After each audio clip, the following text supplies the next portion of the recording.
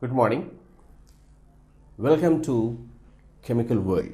Today we discuss about Chapter 7, Combustion, Fuels and Flame. So in this chapter we separately discuss about the information about combustion and fuels and about flames also. Now if you see the different types of fuels available in different areas, especially if you go to village side, what you get different types of fuels in rural areas. You will get wood, coal, cakes of cow dung. So these are available and cheaper and safer for the people in the rural area where they use for cooking purposes.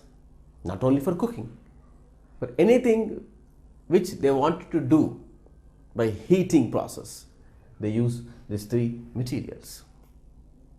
But if you come to the urban side, city side, town side, if you see, we are using the fuel called LPG, liquid petroleum gas, as a fuel using for cooking purposes and so many other applications also. Now here my question is that if you want to get heat from any material, is it required to burn them? Do you have to burn the coal to get heat? Do you have to burn the cow dung to get heat? Do the gas has to burn to get heat? Why it has to burn? Why they have to burn? Why the combustion process demands the materials to be burned? See here, use the word combustion. Soon I will tell you what is combustion means. Now, if you take the other two examples like candle versus coal. If you burn the candle, if you lighten the candle, not burn, lighten the candle, you get the flame and the wick of a candle. But if you burn the coal, you're not getting flame. Why? In both the cases, you're doing burning process. Burning of wick here in the candle and burning of the coal there. But here you're getting flame. Here there is no flame. Why? What is the difference between them? So to understand these questions and to answer all these questions, we have to learn all the concepts in this chapter. Now why don't you wait? Let us start to discuss about the combustion process. Okay, do all materials burn? The question itself asking you that whether all the materials burns to get heat, whether they burn, are they burning in the same fashion or they are burning in different fashions? To understand this, let us do a small activity. So take a spirit lamp, you can take candle also, the spirit lamp. Now use the tongs, this is called tongs. Using tongs, keep the substance near to the spirit lamp. It is substance, I can say material, near to the spirit lamp. Now the caution is that you have to touch carefully to the tongs here. Don't touch at the starting point or starting stage of the tongs. It may burn your fingers. So keep the fingers away from the starting point of the tongs so that you can touch the edge side of the tongs. You hold the tongs with your fingers and keep the material near to the spirit lamp and observe what happens.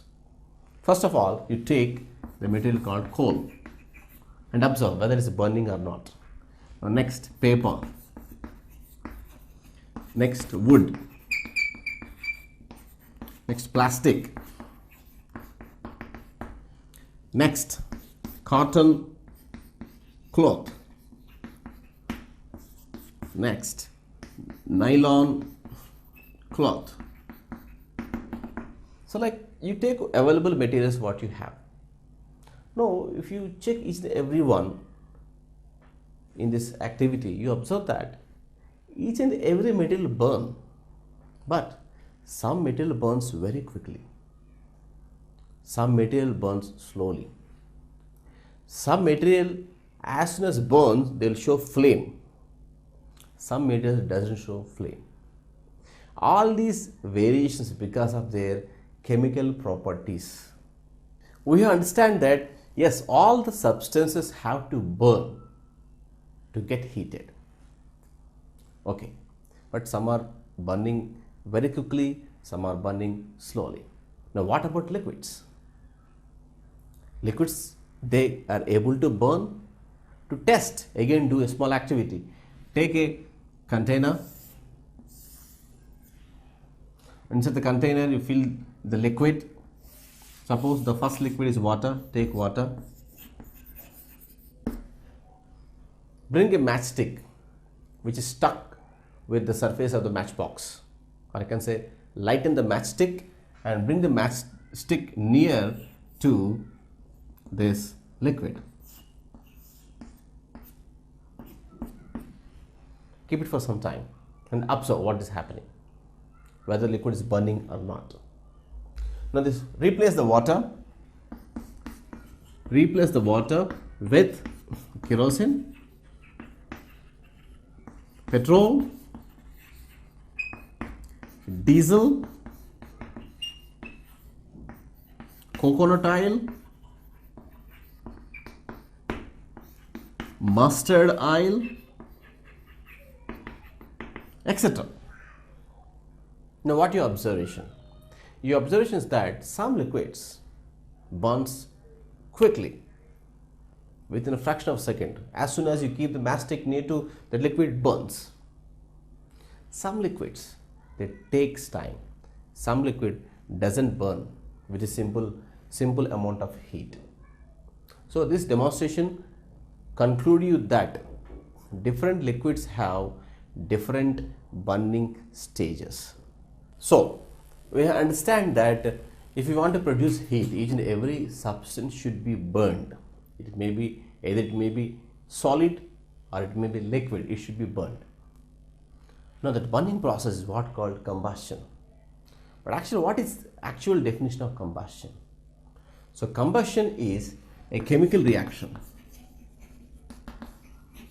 A chemical reaction in which materials or material interacts with oxygen in air to generate heat is what called combustion. Read the statement once again. It's a chemical reaction. So what happens? All these materials interact with the oxygen in the air to generate heat. So in the burning process, the same thing happens. So burning is a normal word we are saying, but technically the burning is called combustion. The statement clearly mentioning you that without oxygen, combustion process is difficult to happen.